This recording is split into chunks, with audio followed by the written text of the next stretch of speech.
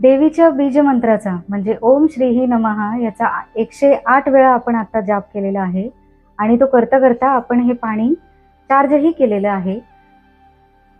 अशा प्रकारे हे पाणी आता चार्ज झालेलं आहे आणि हे चार्ज झालेलं पाणी घरामध्ये चारी दिशेला आपल्याला शिंपडायचं आहे आणि त्यानंतर घरामध्ये जेवढे व्यक्ती आहेत त्या प्रत्येक व्यक्तीने ह्या चार्ज केलेल्या बॉटलमधलं पाणी थोडं थोडं करून प्यायचं आहे आणि संपवायचं आहे।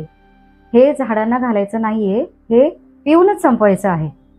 आणि अशा प्रकारे हे चार्ज केलेलं पाणी आपल्याला खूप मदत करतं, त्यामुळे घरामध्ये सुख समृद्धी येते, पैशांची कधी कमी पडत नाही। आणि जर चार्ज करण्याआधी आपली कुठली इच्छा जर आपण बोलून दाखवली आणि त्यानंतर हे पाणी चार्ज केलं तर ती इच्छा पूर्ण होण्यासाठी सुद्धा हे पाणी आपल्याला मदत करतं।